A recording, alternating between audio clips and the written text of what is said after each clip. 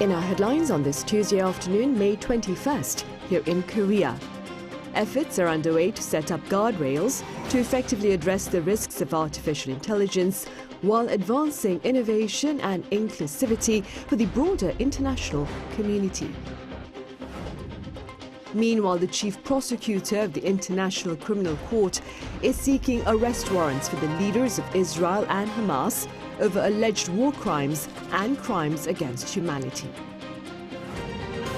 Staying in the Middle East, Iran is mourning the death of its leader Ibrahim Raisi, whose helicopter crashed amid adverse weather conditions this past weekend. The AI Seoul Summit kicks off today with a virtual leaders session to be co-chaired by President Yoon Suk-yeol and his British counterpart Rishi Sunak this evening, Korea Standard Time. Our senior correspondent Oh Soo-young reports. The leaders of South Korea and Britain are leading the global conversation on how artificial intelligence should be governed across the world to ensure that digital progress changes lives for the better.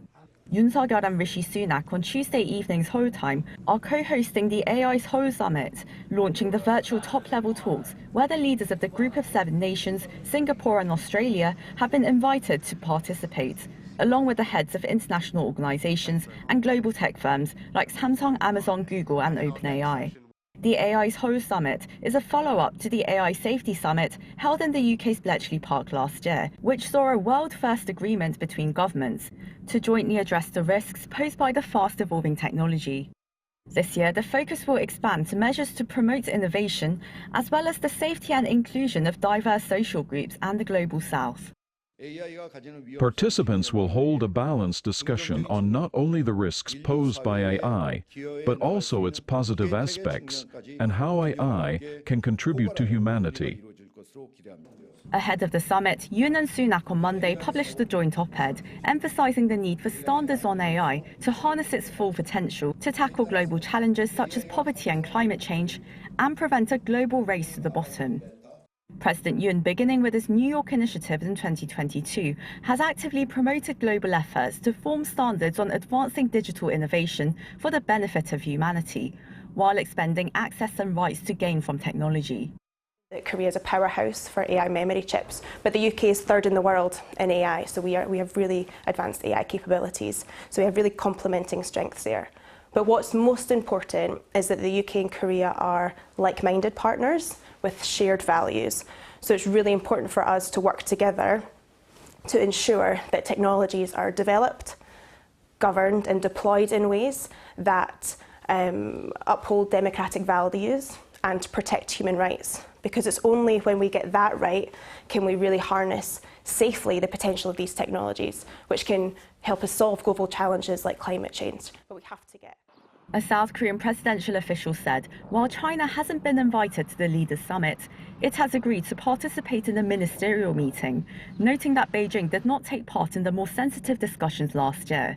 The official said while many countries agree on the need for AI norms, there are some differences in their approaches given their different forms of governance. These contrasts will likely be discussed in detail during the summit.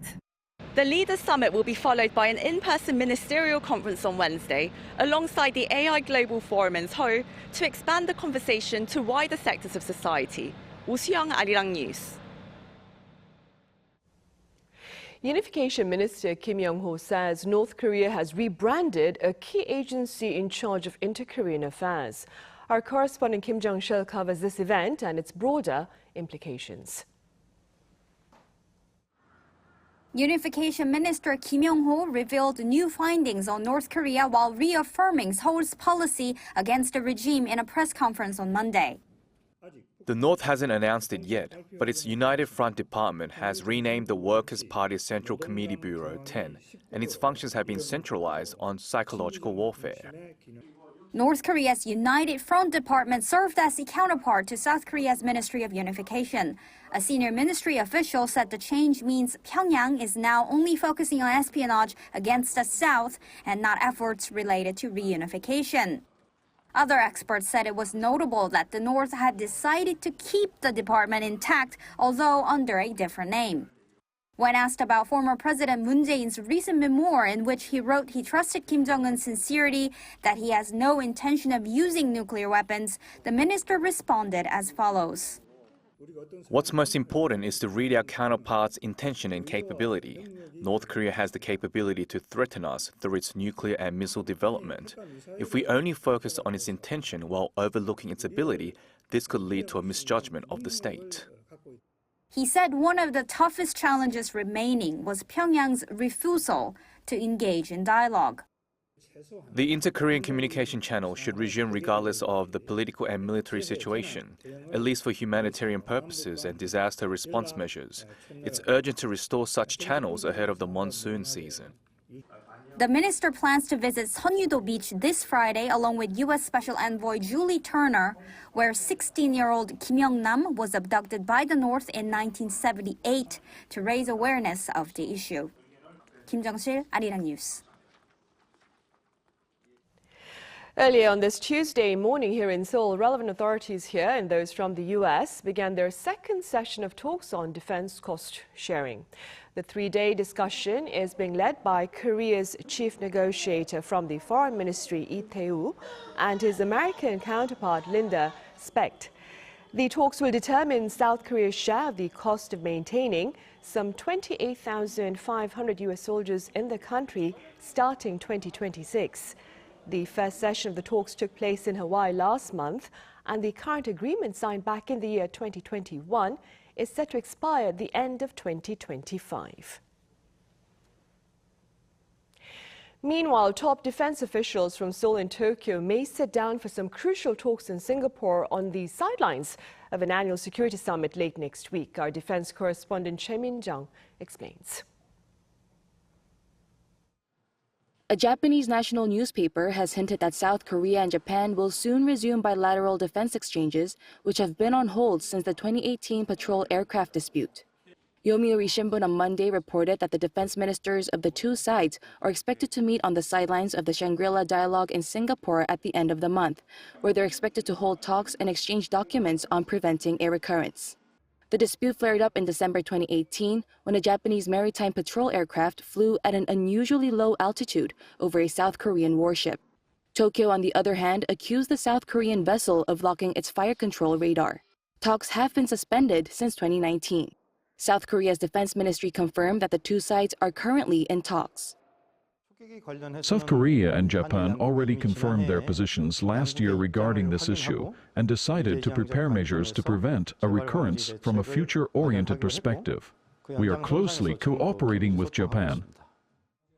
Japan's media has acknowledged that the incident has been the biggest barrier between the defense authorities of Seoul and Tokyo and turned the spotlight on whether the resumption of defense exchanges will serve as an opportunity to rebuild trust between the two sides.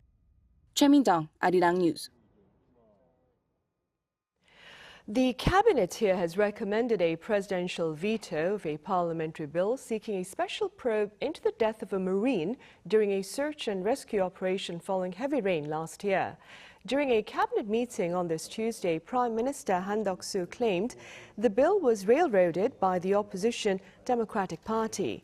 President Yoon Suk-yeol, for his part, had previously hinted at vetoing the bill, asserting that he would await the results of the current investigation by police officers and corruption investigation authorities. All opposition parties have urged the president to pass the bill. He has until Wednesday to make his decision.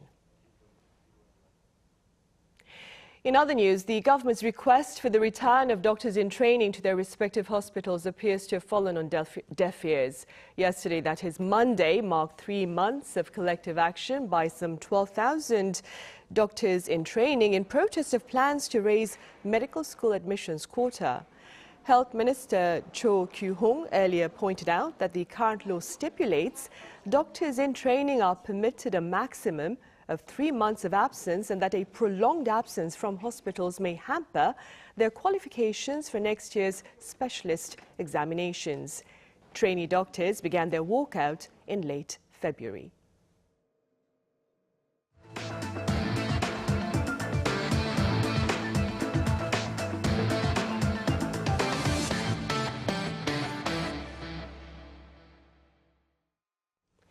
Korea's chips continue to fuel its exports. According to the Korea Customs Service on this Tuesday, exports during the first 20 days of May rose 1.5% on year, amounting to over $32.7 billion.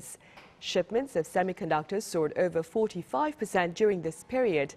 Pundits believe exports may see 8 straight months of on-year expansion in May. Beyond borders, the prosecution team of the International Criminal Court has called for the arrests of Israeli and Hamas leaders over alleged war crimes and more. Our Lee Seung-jae reports. With thousands of civilians dead since the war between Israel and Hamas in Gaza, the International Criminal Court is now seeking arrest warrants for Israeli Prime Minister Benjamin Netanyahu and Hamas's leader in Gaza, Yahya Sinwar. According to the ICC's chief prosecutor Karim Khan on Monday, the court is seeking warrants for both men on charges of war crimes and crimes against humanity over the October 7th attacks on Israel and the subsequent war in Gaza. 2 other Hamas leaders are set to be subject to the warrant, while Israeli Defense Minister Yoav Gallant's arrest warrant is also being sought by the prosecution. The Israeli Prime Minister slammed the court's decision to issue the arrest warrant against him, calling it absurd, adding that the move was meant to target all of Israel. The absurd and deceitful warrant of the prosecutor in The Hague is aimed not only against Israel's Prime Minister and Defense Minister, it is aimed against the entire state of Israel. It is aimed against the IDF soldiers who are fighting with the utmost bravery against the vile murderers of Hamas who attacked us with horrendous brutality on October 7th. Meanwhile, U.S. President Joe Biden also criticized the ICC's decision, calling it outrageous that it's seeking to arrest Netanyahu and other Israeli leaders. He stressed that there is no equivalence between Israel and Hamas. Pundits say that while it's unlikely that the Israeli and Hamas leaders will actually face prosecution, the arrest warrant could make it difficult for them to travel overseas, while a trial in the court would be especially embarrassing for the Israeli government. Lee Seung-jae, Arirang News. Iran, meanwhile, is observing 5 days of national mourning this week following the untimely passing of its leader Ibrahim Raisi in a helicopter accident back on Sunday. Our Shin Se-byuk has the latest. Iran declared a 5-day national mourning period on Monday following the death of President Ibrahim Raisi in a helicopter crash. Mourners filled the streets in major cities, including the capital Tehran, with memorial prayer gatherings held in various squares, creating a somber atmosphere. Well, we are all sad about this news. He was a president of the people, and we lost a president who worked tirelessly for our nation. President Ibrahim Raisi and 8 others, including his foreign minister, were aboard a helicopter that crashed on Sunday. The wreckage was found on Monday in a mountainous region of northwest Iran. Iran's state-run IRNA news agency reported on the same day that the helicopter crashed due to a technical failure. The helicopter was an American-made Bell 212, which, according to CNN, is an outdated model introduced decades ago. Multiple media outlets also reported that Iran has struggled to procure helicopter parts due to international sanctions. Previously, severe weather conditions were blamed for the crash. President Raisi's funeral will be held on May 22nd in Tehran. Meanwhile, the Iranian government said a presidential election will be held on June 28th in accordance with constitutional provisions. The Iranian constitution mandates that in the event of a presidential vacancy, a direct election for a new president must be held within 50 days. Until the new president is elected, First Vice President Mohammad Moghbir will serve as acting president. In response to Raisi's death, the U.S. on Monday issued an official statement through the State Department expressing condolences for the death of President Ibrahim Raisi, his foreign minister, and others in the helicopter crash in northwest Iran. However, Washington also said hardliner Raisi had, quote, blood on his hands, pointing to Iran's support for terrorist groups as well as human rights abuses in the country, while making it clear that the U.S. had no involvement in the crash. Shin Se-byuk, Arirang News. In sports news, Korea's judo star Ho Mimi clinched gold at this year's Abu Dhabi World Championships. The 21-year-old claimed victory in the women's 57-kilogram class final. She defeated world number 1 Krista Deguchi from Canada in a tough match that ended when Deguchi was penalized for non-combativity in overtime. Ho now stands as the first South Korean judo world champion in 6 years and the first female South Korean to take the title since 1995. The 2024 World Judo Championships is currently taking place at the UAE until May 24th. The government here has highlighted the importance of tackling trauma to ensure psychological healing from shocking experiences. Our Yoon-jin explains. As well as injuries, deaths, and destruction, major disasters and crises cause damage to mental health. This is often overlooked because there are no visible injuries, but the impact of trauma on mental health can severely affect one's daily life. There may be signs of sensitive reactions like anxiety or depression, also habits of avoiding situations related to the traumatic incident, or being intimidated by interpersonal relationships. What is needed in this situation is emergency psychological support. This is carried out in 3 stages: looking, listening, and connecting. First, we need to be on the lookout for anybody in extreme pain or stress. Trained counselors listen to their stories and then connect them with professionals or institutions that can help. But the victims should not be forced to talk about their trauma, and using negative expressions can only worsen the situation. Promises that cannot be kept should also not be made. Trust is a crucial element. When one experiences the crisis of their daily life breaking down, they may quickly lose trust in themselves, others, and the world. The National Center for Disaster and Trauma offers training for psychological emergency response in cases of disaster and trauma. It also operates a safe bus that allows mental health counseling directly at the site of the disaster.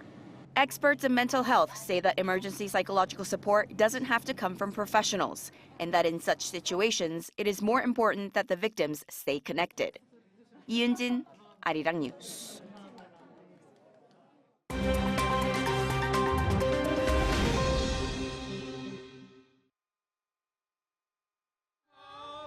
Let's take a look at the latest news in the world now. Following the inauguration of Taiwan's new president, Lai Ching-te, Beijing's foreign ministry reacted on Monday, saying that Taiwan independence is a dead end and that succession is doomed to fail. Chinese Foreign Ministry spokesperson Wang Wenbin said in a news conference following Lai's inauguration that Taiwan's independence will fail no matter under what guise or what banner. Chen Binhua, a spokesperson for Beijing's State Council Taiwan Affairs Office, said that Taiwan's Lai sent a dangerous signal of seeking Taiwan independence in his inauguration speech. Chen firmly added that China will never tolerate any Taiwan independence separatist acts in any form. The newly inaugurated president of Taiwan, 64-year-old Lai Ching-te, asked China in his inauguration speech to stop its military and political threats, saying that Beijing had to peacefully respect the choice of the Taiwanese people. WikiLeaks founder Julian Assange has been granted permission to appeal his extradition to the United States. The UK High Court ruled in the whistleblower's favour on Monday, meaning Assange will now be able to appeal the US assurances over how his US trial would be conducted and whether his right to free speech would be infringed. In court, 2 judges said that they have granted full appeal to Assange on the basis that he might be discriminated against in US legal proceedings, as the Australian-born WikiLeaks founder is a foreign national.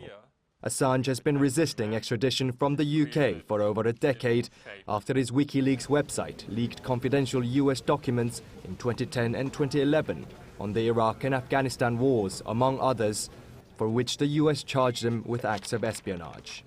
After the court case, his wife, Stella Assange, said that now is the right moment for US to drop the case. Italy's presidential estate in Rome marked World Bee Day 2024 on Monday, with a celebration following this year's theme, Be Engage with Youth. The Director General of the UN's Food and Agriculture Organization spoke at the event, saying that young people should learn more about bees and pollinators, including modern technologies, while emphasizing the vital role of bees in agriculture, biodiversity and ecological balance. Educational panels on bees were also erected around the estate. Attendees included Italy's Agriculture Minister, the president of the International Federation of Beekeepers Associations, and a group of young students. The Japanese animation studio, Studio Ghibli, has been awarded an honorary Palme d'Or on Monday at the 77th Cannes Film Festival. Goro Miyazaki, the son of the famed founder of Studio Ghibli, Hayao Miyazaki, received the award on behalf of the studio, thanking the audience during a standing ovation following a screening of 4 new short films written and directed by his father. Hayao's son, Goro Miyazaki, is also a film director and the creative development director of the Ghibli Park. Studio Ghibli also won this year's Oscar for Best Animated Feature in March for the animated film The Boy and the Heron. Kim Seong, Arirang News.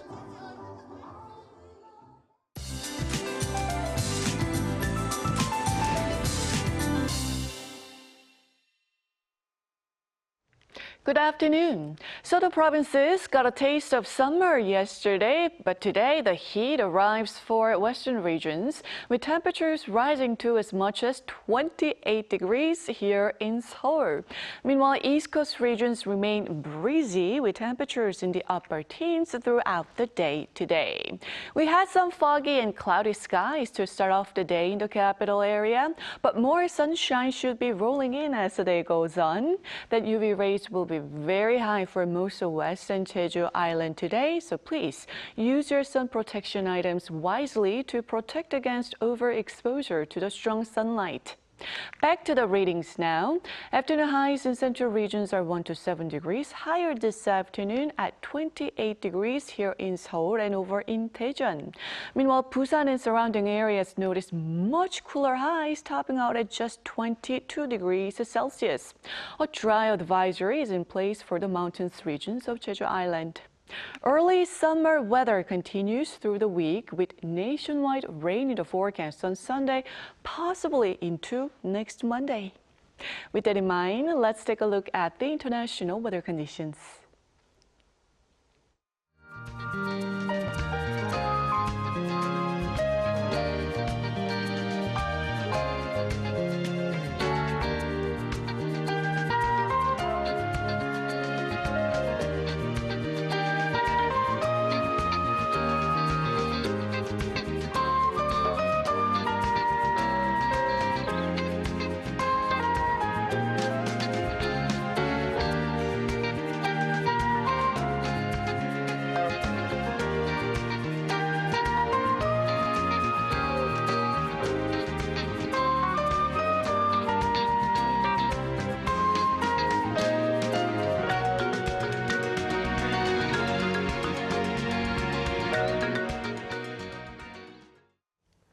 Right, and those are the headlines at this hour here in Korea. Coming up next is our daily panel session, and today we address Korea's minimum wage. Do stay with us.